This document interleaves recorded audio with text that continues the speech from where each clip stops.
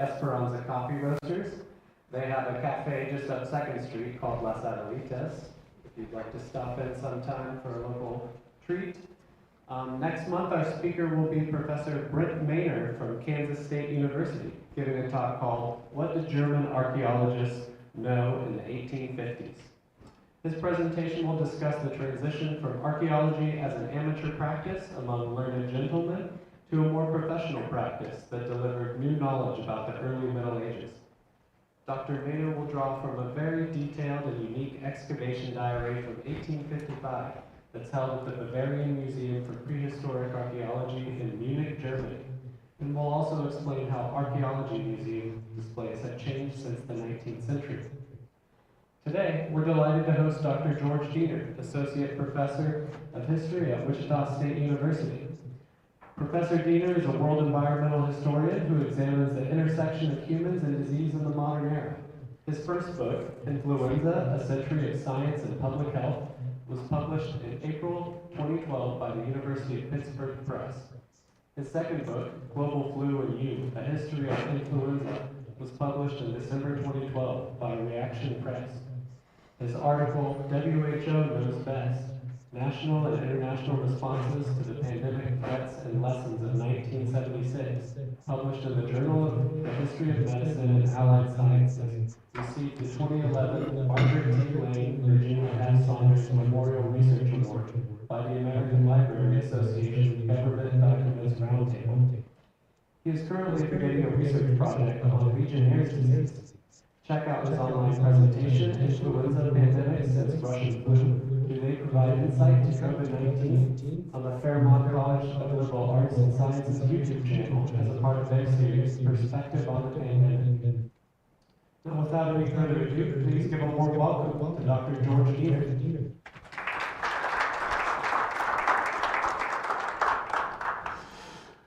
Try and stay on my time. Thanks very much for the very kind introduction.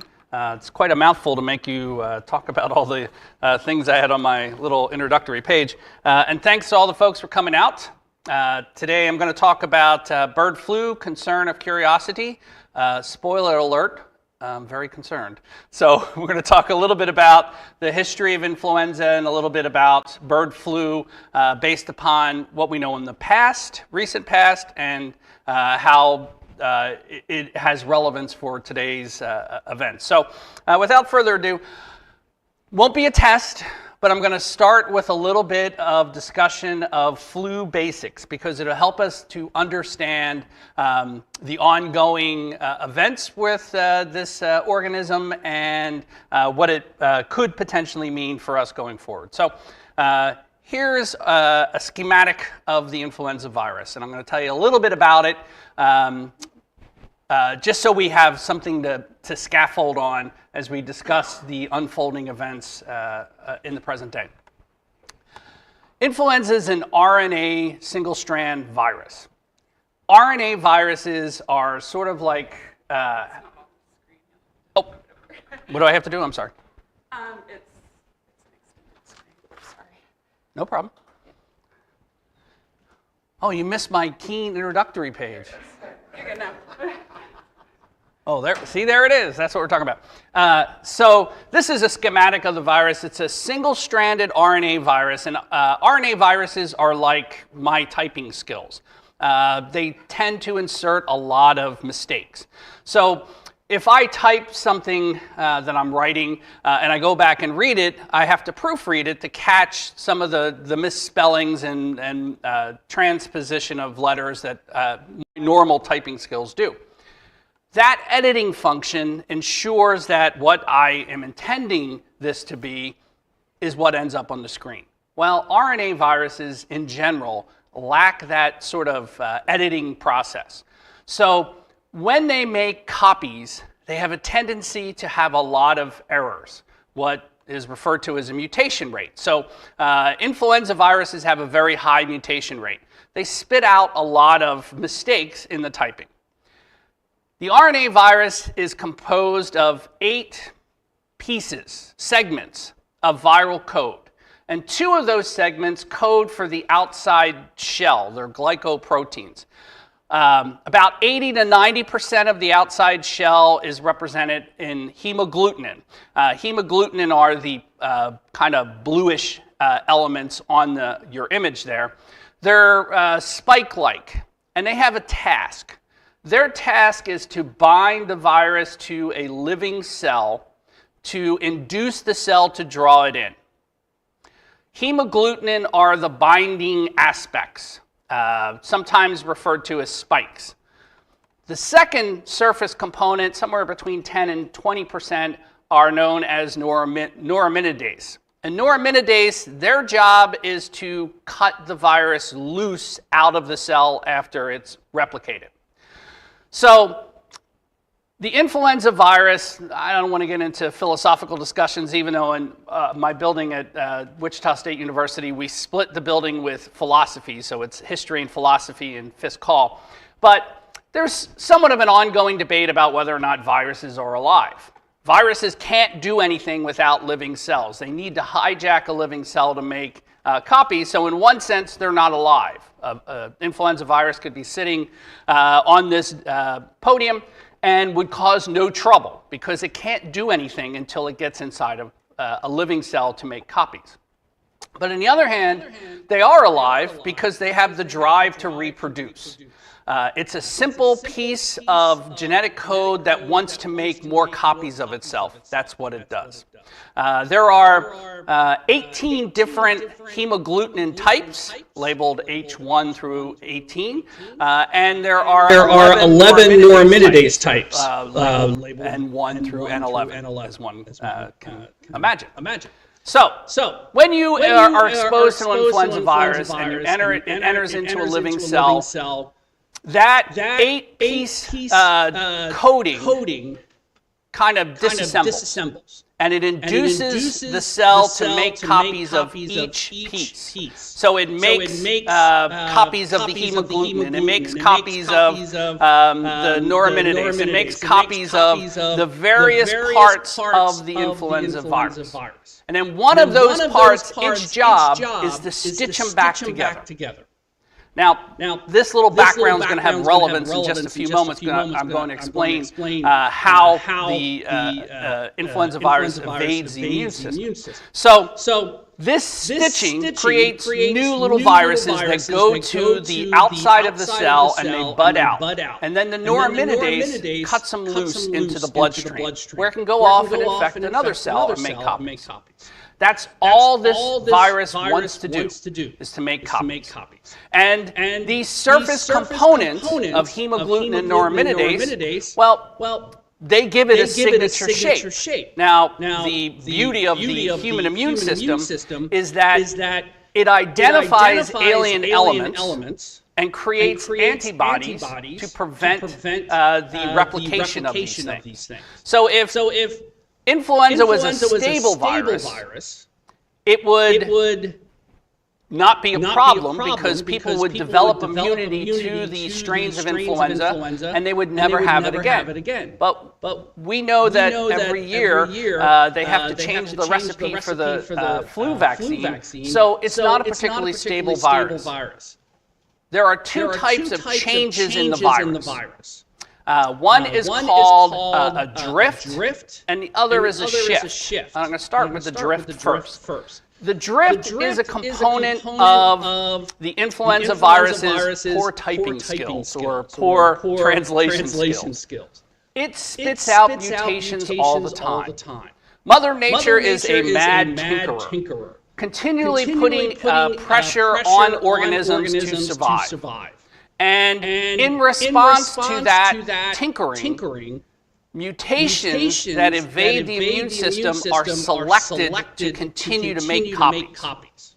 This is called a viral drift. And over the course of an influenza season, a vaccine that works perfectly in September by March doesn't work as effectively because the subtle changes in that pattern of hemagglutinin and neuraminidase render it something that the human immune system that has experience with it doesn't recognize it anymore. So it has an opportunity to make changes. We call that, or influenza researchers call that, seasonal flu. And it's that constant pressure of change.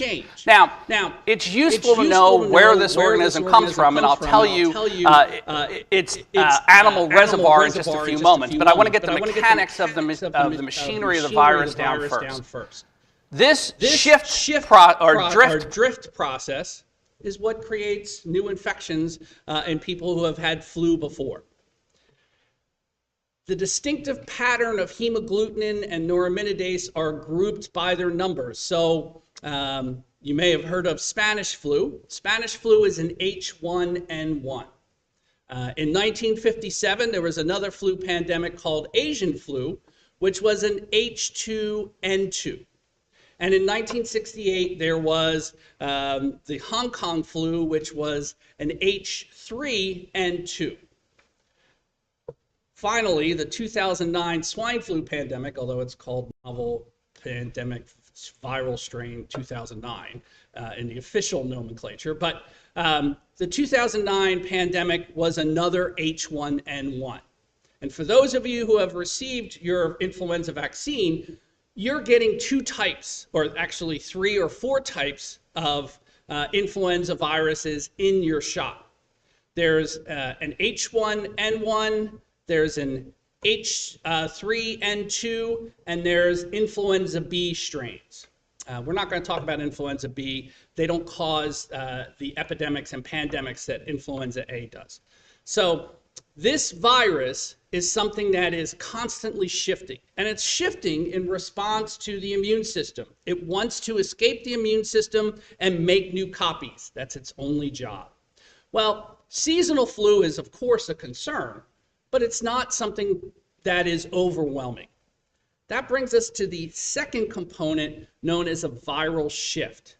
A viral shift is a function of how the influenza virus replicates. When it gets into a cell, a particular type of cell called an epithelial cell, when it gets inside, it starts making copies of each packet of genetic information. So it makes hemagglutinin that are pieces of this inside the cell, and it makes the other components of the virus, its code. And then it's stitched back together and it buds out. Now,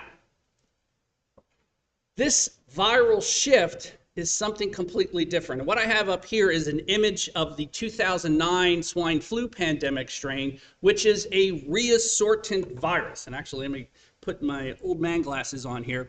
You can actually see that this virus is comprised of 4 different viruses of influenza type. So it has portions of it, the PB2 and the PA are from a bird population. It has a PB1, which came from a bird population and went into a human population. It has the hemagglutinin, NP and NS that are from a bird that went into a pig. And then it has the neuraminidase and the MA come from a bird that went into another pig. So these packets of information that are part of the genetic code actually come from a variety of different viruses from a variety of different species. And they got stitched together to create the 2009 pandemic strain. That stitching is what creates pandemics. Because an entirely novel virus for humans is created. So in 1918, hemagglutinin type 1 was wedded to neuraminidase type 1 with an avian backbone, and it produced an entirely new strain that nobody or very few people have been exposed to at that time. And so because it's brand new, everybody's susceptible. And so they contracted this Spanish flu, some with dire results. The particular virus in 1918 was very virulent for reasons that are still a bit of a mystery. That strain continued to circulate and became, over time, the seasonal flu. It drifted around, infecting people in greater or lesser volume each year, depending on how much it had changed and how much immunity people had to it. And then a new virus was created in 1957 that had several components of that Spanish flu strain, but it had a brand new hemagglutinin, H2, and a brand new neuraminidase, N2, that were part of that virus. Because it was brand new, nobody had exposure, or very few people had exposure to hemagglutinin type 2. Neuraminidase type 2, it caused the pandemic. We call it the Asian flu pandemic. In 1968, again, the same process happened. A new hemagglutinin type, H3, was wedded onto the backbone of a virus that had already been circulating. And because that H component was brand new, the immunity you had developed to previous influenza viruses didn't recognize it. And so it spread widely. As it turns out, that neuraminidase, the N2, was the same. And because it was the same, the 1968 pandemic was not as lethal as the 1957 was, because there was some immunity to the neuraminidase, which allowed the immune system of individuals around the planet to identify it and so prevent its continued replication inside a person. These reassortant viruses are the origin of pandemics. And in our past as humans, until about 20 odd years ago, let's say, the last generation, it was pretty certain that there were only 3 types of hemagglutinin that would infect people, and there were only 2 types of neuraminidase, because those were the only ones that were people had experienced. And then in 1997, as we'll talk about in just a few moments, some people contracted a different strain, hemagglutinin type 5, neuraminidase type N1.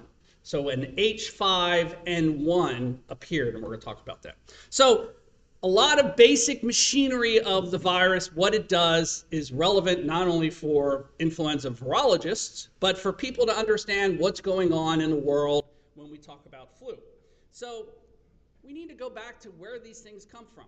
I always like this image. I took this from Edward Kilbourne's book, Influenza, because all these animals look so happy, right? They're all smiling. Here, I have this type of influenza strain. So influenza is an aquatic waterfowl virus.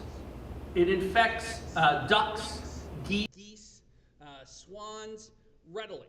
And in fact, some of them can be found in bats, like H16 and H15 can be found in bats, and N11 can be found in bats. But most influenza viruses can be found in ducks and geese. And it's widespread in that population. So widespread that it's referred to as the animal reservoir, the animal holding area. And in those populations, you can find H1 to H10 or H12 pretty readily in bird populations, and neuraminidase 1 through 9 pretty readily. Circulates through them. Now, the influenza virus is something that spits out a lot of mutations, but in that aquatic waterfowl duck population, it doesn't change very much. And the reason it doesn't change very much is because the virus is very well adapted to those hosts. It spreads widely through those populations. Samples of fledgling populations of young ducks and geese found on lakes and ponds or whatever generally return positive response for influenza. About 20% at any one moment of that bird population have influenza strains. And it doesn't really bother them. It gives them some ruffled feathers, virologists report, and sometimes they're off a little bit on their feeding. But by and large, it doesn't bother them. So what does that mean? Well, it means that those birds are free to go about doing their bird business, which ties us to another aspect of the influenza virus. Its binding sites. How does it link into a cell? Well, in the bird population, the binding site for hemagglutinin, the type of places that it links onto on these epithelial cells, are an sialic acid alpha 2,3. You don't have to worry too much about what the things bind to, except those magic numbers 2, 3. It's the structure on the epithelial cell that the influenza virus is adapted to latch onto. In those epithelial cells, those 2, 3s, it readily grafts on, induces the cell to bring it in, and then starts making copies. That's what it does. Now, in the bird populations, influenza is an entereric disease. It's in their intestines. Those epithelial cells and their binding sites, alpha 2, 3s, line the intestines of birds. And so when a bird has the flu, it's not coughing, it's excreting influenza viruses, in the reason why we have to watch when you go golfing and why you have to wash your cars periodically when the birds come by. Birds fly around and distribute their excretia. In that excretia is influenza viruses. And so that method of replication is well suited for the bird populations. Influenza is, it spits out mutations because it's an RNA virus, but they don't give it a competitive advantage against the other types of viruses that are already being replicated. So they don't change. It's a relatively static entity inside the bird population, normally. Now, humans have sialic acid alpha 2,3s in some places in our epithelial cells. One has particular relevance when we talk about dairy cattle in just a little bit. But in general, our alpha 2,3s are deep inside our lungs. So you can contract a bird flu because that binding site will link, but it's so deep in your lungs that it's not readily transmittable to somebody else. So our epithelial cells and sometimes one of the symptoms you have of flu can be intestinal difficulties. That's because in our intestines, our epithelial cells have alpha 2,3s as well. Our respiratory system has epithelial cells that line it, but it's a distinctive binding site called a sialic alpha 2,6. So, bird viruses bind with 2,3s. We have a lot of 2,6s. Those 2,3 binding sites don't link with 2,6s. So, for humans, we can be exposed to bird flu viruses, but not readily contract it, because in order to find a cell to make copies, it has to get deep in our lungs or sometimes in our intestines. But we have a very effective blocking method for things that get into our intestines. We call it the stomach and the acids that destroy these type of things you ingest. How does something become a 2,3 to a 2,6? Well, this is where these species come in. Influenza is an aquatic waterfowl, ducks and geese, generally. Other entities can contract it, one of which is the pig. And the pig is an organism that is very similar to humans. It's a mammal, but it also can bind with these bird flu strains. Pigs' epithelial cells have both alpha 2,3s and alpha 2,6s. So a pig can be exposed to avian flu and contract avian flu because it has those binding sites. But pigs can also catch human flu because they have an alpha-2/6 binding site. And so if a pig is co-infected, catching both a bird flu and what is transferring as a human flu, that cell can be infected with both types of influenza. And because the influenza virus just makes copies of the packets, it can take a portion of this bird flu that's circulating and stick it on to the backbone of a human flu, producing an entirely new flu strain, and one that is well adapted to human transmission. Alpha-2/3s in a human undergo sharp evolutionary pressure. Your body's trying to get rid of it. And it does that ultimately by making antibodies that are a perfect fit for that organism. So if it's not replicating well in you, your body will eradicate it. Well, evolution is a remarkably effective element, because in that person, if the alpha-2/3 starts to change its shape because of mutations and finds a way to latch on to epithelial cells in humans, well, then it can replicate much more effectively. That pressure over time can shape, it's a much more difficult process, but can shape an organism that infects humans.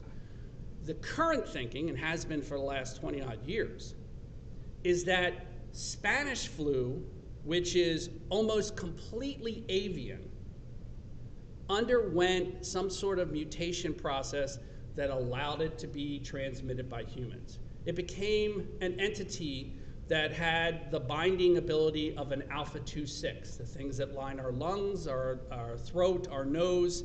And so in those places, it can make copies, and it is much more readily expelled. You cough and sneeze, and somebody else comes in contact with that virus in that fashion. And so it's shaped to be one that transmits between humans. And then it becomes a human disease. The other aspect is this drifting process. That's the drifting process. The other aspect is the shifting process, where something that's already adapted to human transmission, most of the virus, has a piece of bird that's latched into it, and so then it readily transmits. And so pigs are referred to as a mixing vessel because they can readily catch bird and human flu. Humans can catch bird flu, and we'll talk about a few unfortunate folks who have, but it's not the normal course of things. For that matter, neither are chickens. Chickens are not normally a host for influenza. It's very unusual, but not impossible, for chickens to serve as a reservoir for influenza. It's very deadly to chickens. It's referred to as a highly pathogenic avian influenza, HPAI, and it kills chickens in droves. So one aspect of this is this interspecies mixing. And one of the things about the place where many, but not all, influenza viruses come from is they're often associated with Southeast Asia. And the reason why they're associated with Southeast Asia is because of this. Wet markets. Wet markets are live animal markets where people go shopping. And it's, in terms of human health, it's a great idea to have a wet market, because you don't have to worry about how old is this meat if it's flapping right in front of you. So you can go and buy your chicken and take it home and butcher it yourself and have chicken dinner, and you know that chicken's fresh because it was running around right before you took the knife to it. Or if you're in the market, they'll butcher it for you for a fee. You know this meat is fresh, which is a great system, because improper food storage is also a threat to human health. But In these places, these wet markets have a lot of different species brought close together. And they're under enormous stress. The ducks and geese and chickens and snakes and other types of organisms, civet cats, don't like being in the cages. So it's very stressful, and stress is associated with lessening immune system response. And so this bringing together allows viruses to move to one another. And so because I'm a historian, I'm going to tell you a story about bird flu in the past and hopefully use it for thinking about bird flu in the present day. So in Hong Kong in March of 1997, a researcher in Hong Kong by the name of Kennedy Shortridge had been running for over 20 years a sampling of various bird populations and tracking their influenza strains. And he received a report in Hong Kong that some chicken farms had a serious die-off of chickens. So, being the researcher that he is, Kennedy Shortridge got some samples and typed the type of influenza strain and found it to be an H5N1. This was unusual to find in nature at all. You can find it every year in his sampling, but it, compared to the other strains of influenza, very low levels. And he had never found it in a chicken population before. So to have it in a chicken population was unusual. He filed away this curiosity because it was unusual and it was having impact, but because this was 1997 and Hong Kong was still part officially of the British Empire and hadn't been turned over yet, and he didn't have ready access to what was going on the other side of the border in China, in the PRC, he couldn't determine exactly how much H5N1 was circulating. But he filed it away in his memory.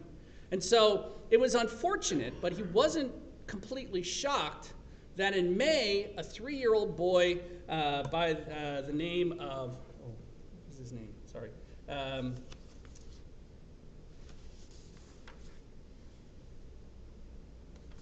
Sorry, I don't have it handy. This young child contracted an illness. He was taken to the hospital where his condition worsened. He was put on a ventilator, and then he died. And when in part of the autopsy, they determined that he died of influenza. And the influenza strain was an H5N1. Unusual, but one-off is just a story. In November of 1997, a 2-year-old child, completely separate from the first child, was taken to the hospital and he tested positive for influenza. And they typed the influenza strain to H5N1. 2 children contracting it is more alarming than a one-off. Soon thereafter, an additional 16 people were identified as being ill with influenza with this H5N1. 6 of them, including the first child, ultimately died. So there were 18 cases, 6 of them died of this infection.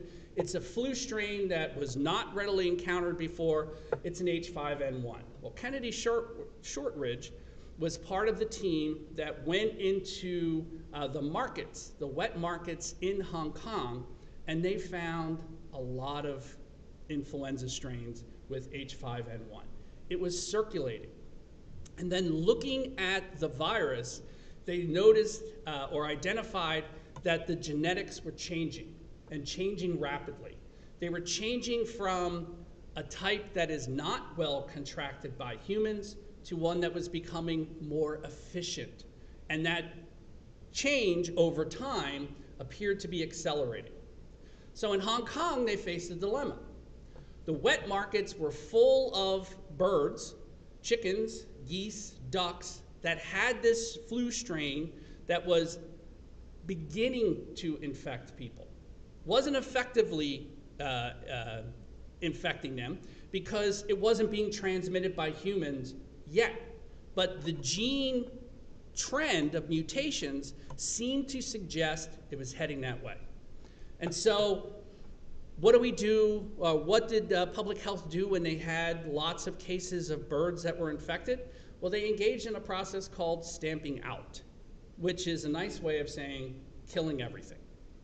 And so in Hong Kong, they had these wet markets where word got out that people were contracting bird flu and some of them were dying, so nobody was going to buy. So what do you do with all the birds in the markets? What do you do with all the birds in the system? Because there's a whole supply system that delivers those birds to the markets. They called them chicken inns. I always like that name, right? They're holding areas. We have huge flocks of these birds, right? The whole system is stopped. And it appears that these organisms are continuing to evolve, and evolving in a way that is really quite dangerous. So what they did in Hong Kong was they culled the entire market system. They took every animal in that system and they gassed them, they put them into trash bags, and then they burned them. This is actually from 2004, but it's a similar process of gathering them.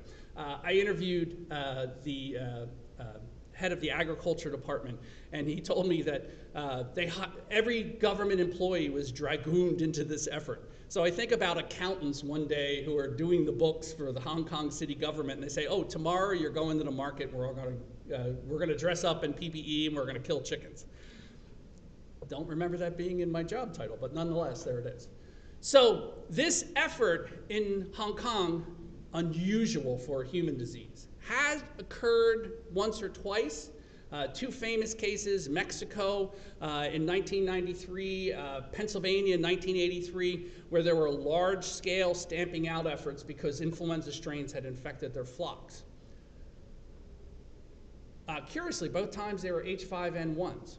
I'm not sure, they're not the only ones that infect chicken flocks, but it's unusual that those two cases, 93 and 83, were H5N1s. So that effort appeared to be successful. The strains that were that they could find that were showing the proclivity for infecting humans could no longer be found after they shut down the markets and killed all the animals in there. And then they also reorganized the markets.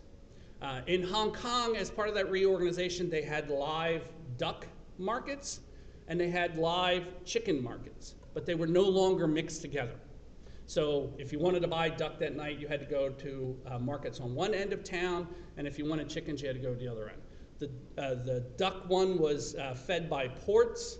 The chicken ones were overland from the PRC. So those efforts appeared to be successful. But there's nothing you could do about the virus circulating in the wild population. And that H5 continued to circulate. And it spread all over Eurasia and parts of Africa. And it spread in the following fashion. Avian flyways. These are the big migration routes that overlap between the old world and the new. Birds migrate north or they migrate south, where they overwinter in ponds and lakes. And while they're there, they're doing what birds do, distributing bird waste, which other bird populations can pick up. And so those avian flyways link the planet so that something that can be found in Australia over time will find its way to South America, because those overlapping areas allow that to happen. And so these avian flyways linked the old world to the new. And when they linked them to the new, they allowed some of these infections to make the journey. So I put together a little timeline of some of the key events for H5 global journeys. 1996, this H5 was first seen in a goose.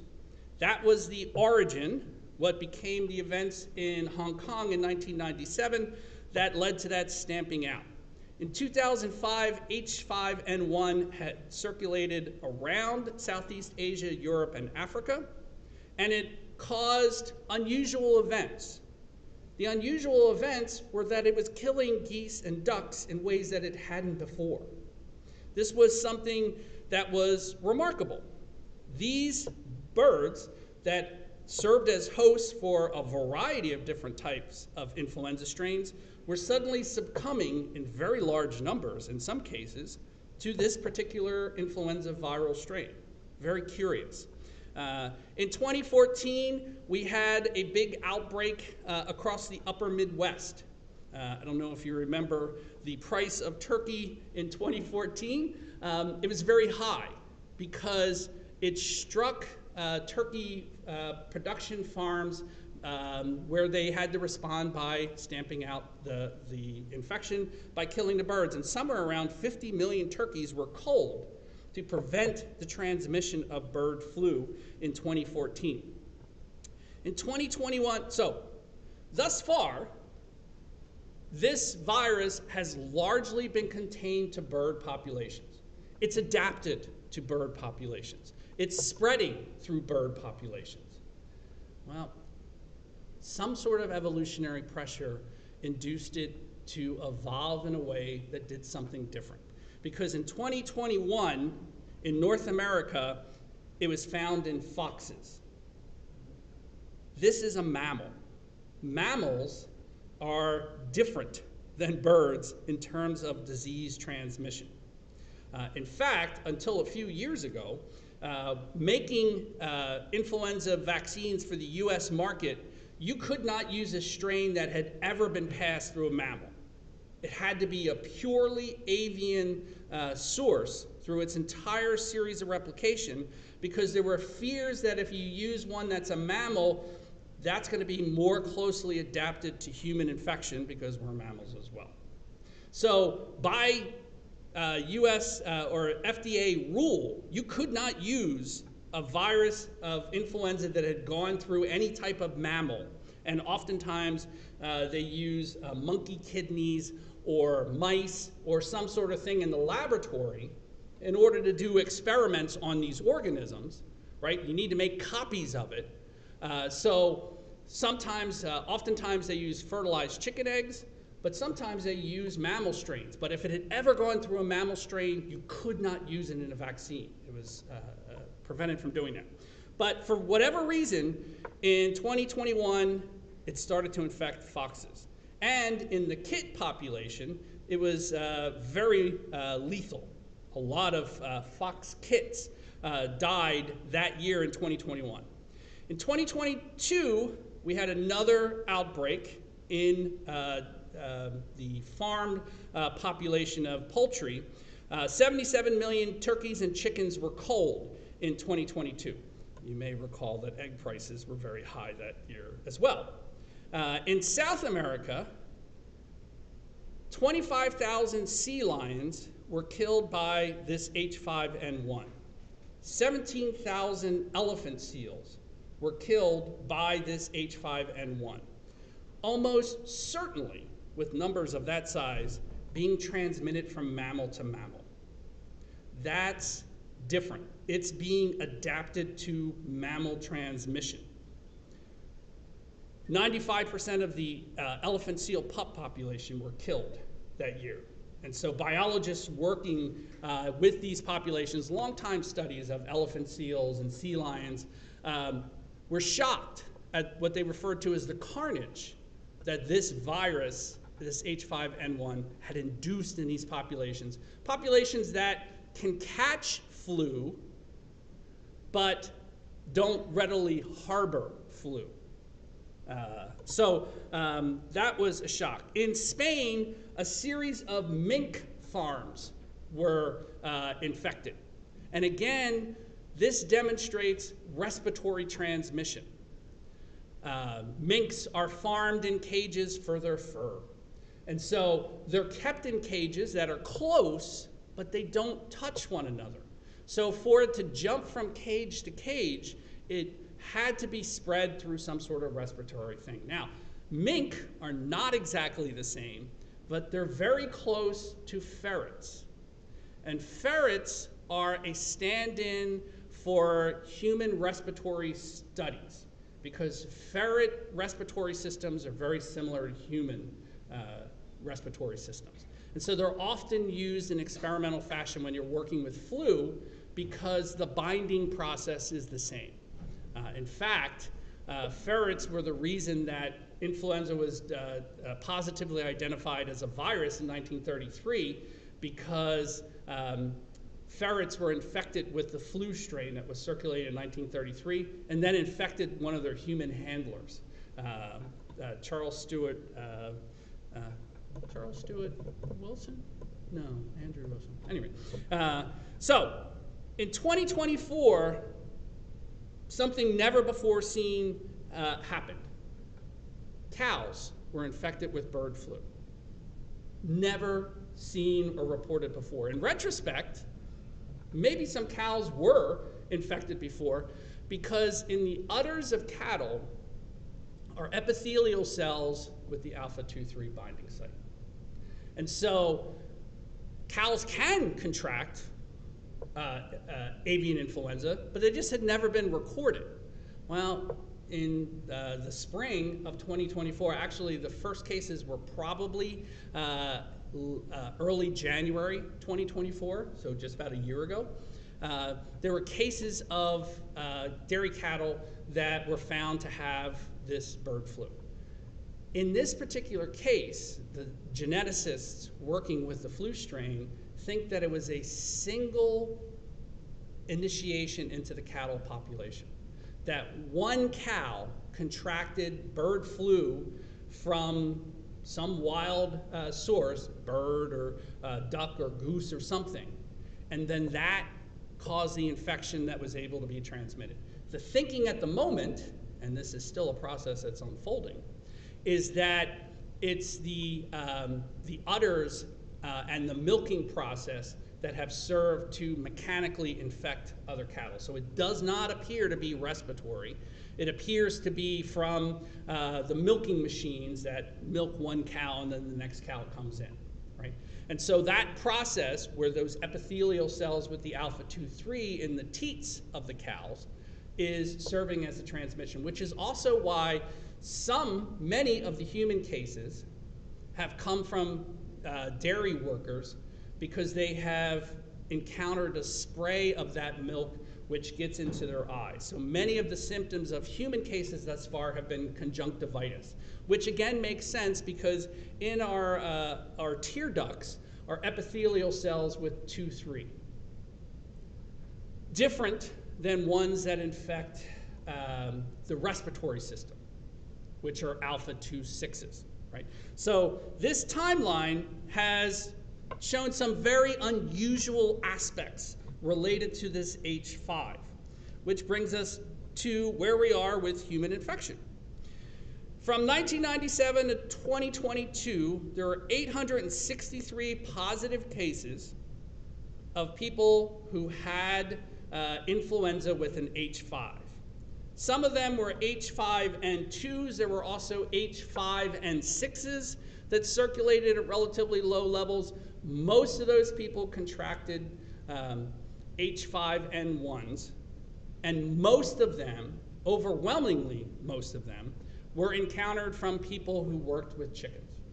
So you either have backyard flocks, or you work in markets processing chickens. In general, people who interacted with chickens were the people who ended up testing positive. And of those people, 456 died. Now, that's an extraordinarily high mortality rate for any sort of infection. But you have to keep in mind that the only people we're seeing are people who were really sick and went to the hospital and identified with it. So there may, and certainly were, a fair amount of people who contracted it and didn't have a bad course. But what we do know is that the ones that were positively identified had a pretty high outbreak, or mortality rate, excuse me. In 2024, there are at least 66 confirmed cases in the United States, with one recent death, and Canada, with one recent death with an unfortunate person in Louisiana. This virus, H5, is unusual. It's lethal in certain populations, chickens in particular, and turkeys, but it's unusual. And so nobody can tell you what's going to happen with this particular organism, but it is certainly something worth keeping an eye on. Okay, so these are the citation for my images. I can give you greater detail on those citations if you'd like. Here's a little shameless self-promotion. My publisher says, please make sure you mention your books whenever you go and speak. And I'm happy to take any questions you may have. Thank you very much. I have a microphone for anyone who has any questions. Just go ahead and raise your hand and I'll bring it over. And before we get started, since this is the first one of the year, I just want to reiterate our expectations for these Q&As. As most of you already know, because you all come to these a lot, ask questions in good faith for our speaker with respect for him, because they spend a lot of time researching this stuff, so just be kind to one another, and you all always are. So just since this was the first one of the year, I wanted to start off by saying that. So without further ado, any questions? You can ask me, sorry. You can ask me unpleasant questions, it won't bother.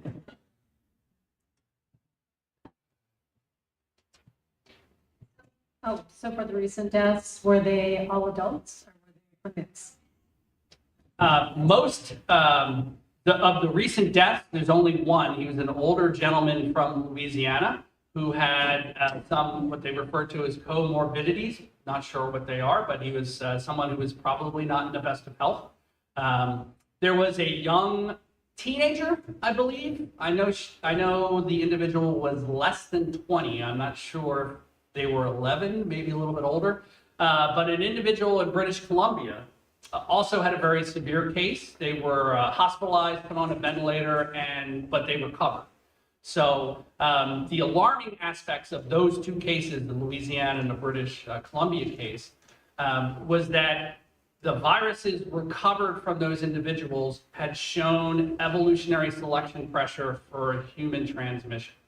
So they could have infected somebody else because of the mutations that went on.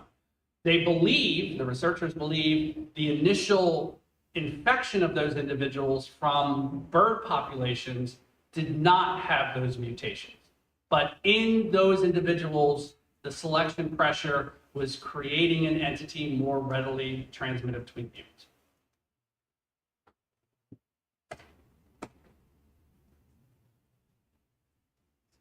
Oh, and to repeat that question, the question was, how old were the victims of this recent one? I forgot I'm supposed to repeat that with people online. Sorry.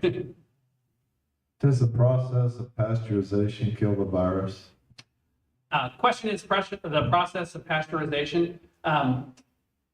Viral components have been found in pasteurized products, but those viral components are not viable. What does that mean? It means that the virus has been disrupted, so it's not alive, if you prefer that term. So pasteurization has been found to disable these avian flu viruses, so you cannot catch it from your pasteurized milk or cheese. Unpasteurized or raw milk, as it's referred to, has been found to harbor viable viruses. So yes, pasteurization does disrupt it.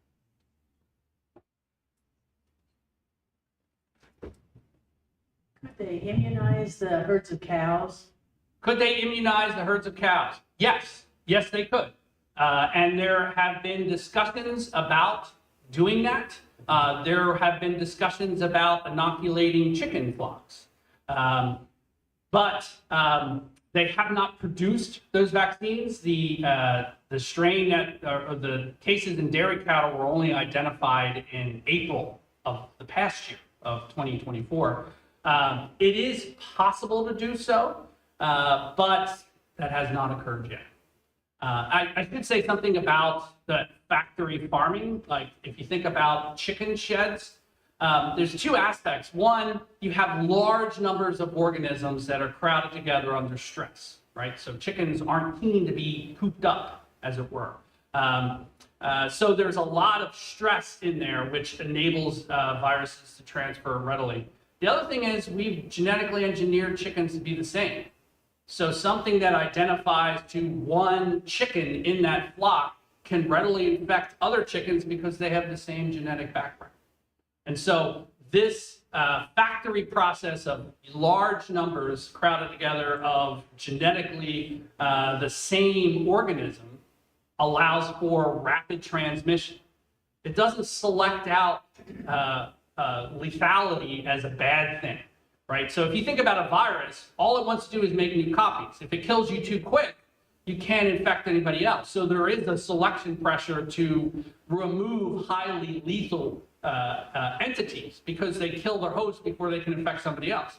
But in a chicken shed, that's not a concern because there's so many chickens that are right next to one another. So chicken meat that's infected, it's okay after it's cooked? After it's cooked, yes, because heating destroys the virus as well. I think I talked loud enough, so my question is, like, when you have a flock of birds that are infected, why can't they just butcher them and sterilize the area and then eat the meat? So the question is, why can't you butcher a flock of infected chickens and then sell the meat? Twofold. One, in the chicken population, it burns through like a fire. And so you would have tens of thousands of chickens dying within a day or two. Right? So you can't possibly process that. And two, knowing that they have this avian flu virus, anybody working with those animals would be at tremendous risk, right? The butchering process is not a clean process, no matter what it looks like on our refrigerator shelves.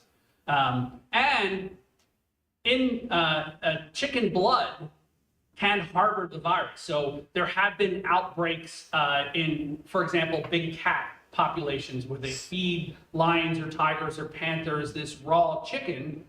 They can contract the virus from chickens that had avian flu, and so these big cats contract the virus and sicken and die as well. In Southeast Asia, I believe it's Indonesia, might be Thai culture, there is duck's blood. That's part of the ingredient, and people have contracted avian flu from eating that raw duck's blood.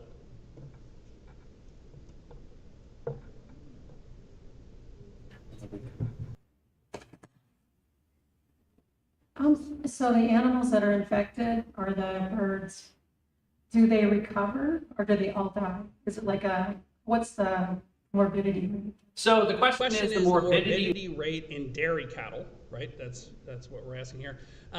So as far as I am aware, there's the caveat, the mortality rate in the dairy cattle is comparatively low. However, the milk production of cattle that have survived a case of this avian flu, again, we have less than a year's worth of experience knowing this, right? The milk production of those animals is significantly lower than it was before infection. And so if you think about a dairy, your job is to produce as much milk as possible. Animals that are not producing the volume that is profitable are going to be removed from the herd. And so it does not appear to be killing the cattle right now, but it certainly is impacting their ability to produce milk afterwards. And what about the avian population? Does the avian population have a certain percentage then you think will survive? Or So the question is impact in the avian population. There are quite a few biologists who are very concerned about this impact on the demography of the birds they study. It has, this past year, first arrived in Antarctica. And so there are concerns that species that were already at lower levels could potentially be driven to extinction because of the mortality event of this avian influenza. But that is uncontrollable when it's in the wild bird population. You can't prevent these migratory birds from overwintering in various places, nor would you want to.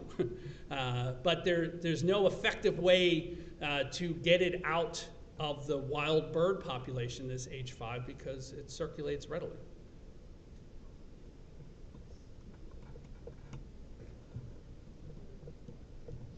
Hello. I was just wondering, so in the whole history of influenza, has the human beings, I noticed during COVID they tracked, the mutations. So has that been going on forever, so that the humans have constantly been naturally immunizing themselves in our population? And does that mean that every flu that's ever been going on, we've adapted to through our own immune systems? And what I wanted to know was if stress is our #1 cause of disease in animals when they're all smashed together, if you just had more natural ways of raising animals, would their immune systems take care of these mutations just like humans also? If like there are some humans that are smashed together in unhuman ways, with just natural immunity take care of that if people were healthier? So the question is the relationship between stress and immune system, both in human population and animal populations. I've suggested that animal populations under a lot of stress in the factory production system. So yes, stress is definitely related to the effectiveness of the immune system. Certainly in humans, seems likely to be the case in animals as well, although there's lesser studies, let's say, on the immune system of animals under stress, right? But it sort of seems to fit with the structure. We do not have immunity to every influenza strain. If you're exposed, I like this term too, the science community comes up with some great terms. They call it the original antigenic sin. So the first immune response you have to a flu strain in your life produces an extremely durable protection.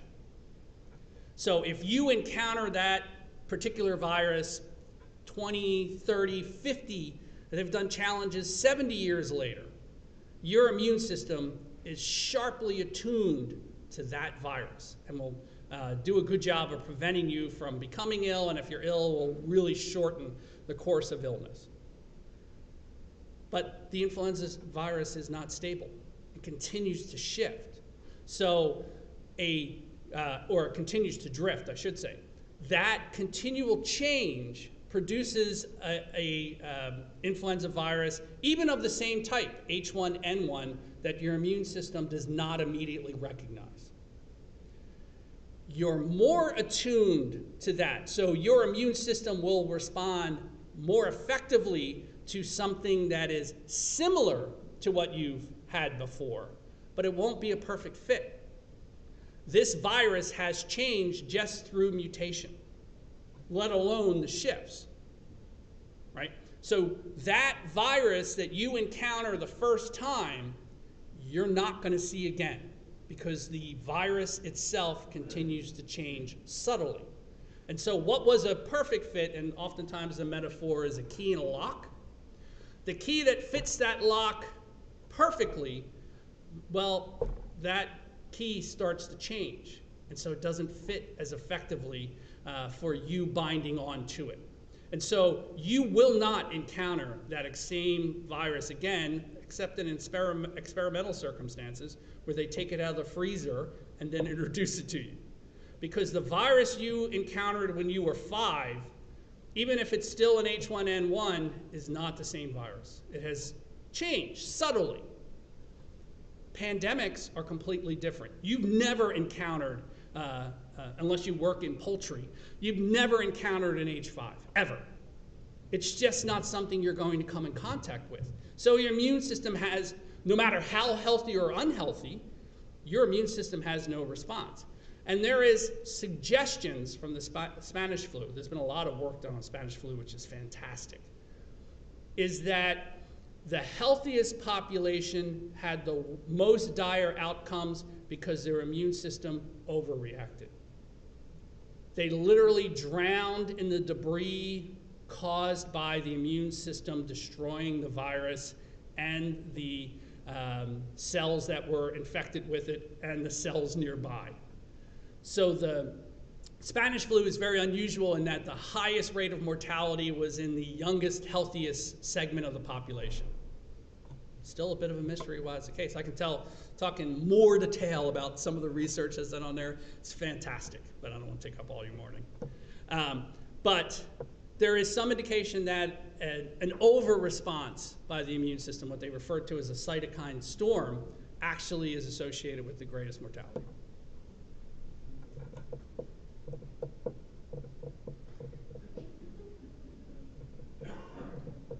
Do you have any other questions?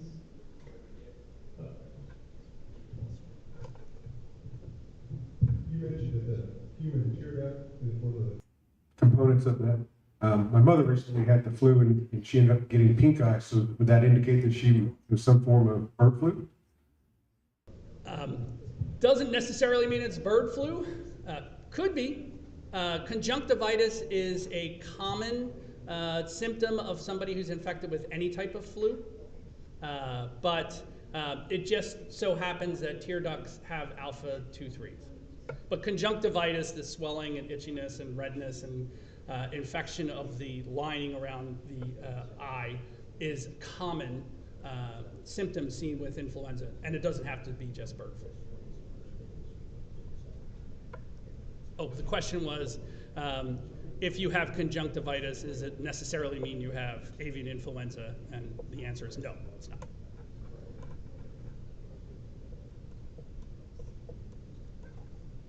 Is COVID different than the flu? Yes, COVID is a completely different virus. The question is COVID different than the flu? Yes, they are completely different viruses. COVID is a type of coronavirus. We have coronaviruses cause the common cold.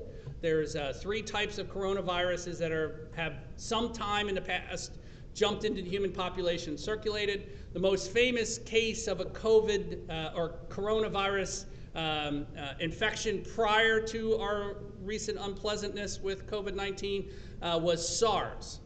And that's why actually the technical name for COVID-19 is SARS coronavirus 2. So coronaviruses can be readily found in bat populations. They harbor a variety of coronaviruses. This one, COVID-19, came from a bat, and it's a completely different family of virus than influenza. Does it mutate like the flu? The question is, does COVID mutate like the flu? COVID mutates. That's why we've had different named versions, Delta, what else? You know, I'm blocking them out purposely. But Delta, Omega, these are different changes in the organism in response to evolutionary pressure. So something that can evade the immune system is more readily be transmitted to somebody else, and so they can contract it. Something that your immune system readily disables is something that has less of a chance of transmitting. So Omicron was more transmissible than Delta was, which was more transmissible than original flavor COVID. The immune system shapes these organisms to evade it.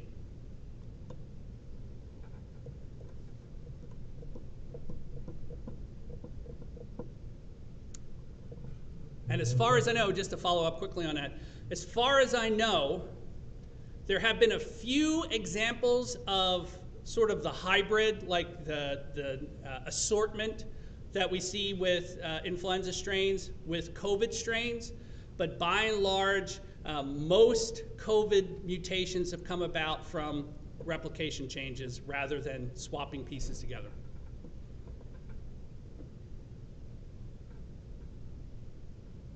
All right. Any more? Anyone just going once, going twice? All right. Thank you so much, Professor Dehner, for your time. My pleasure. My pleasure. Thank you.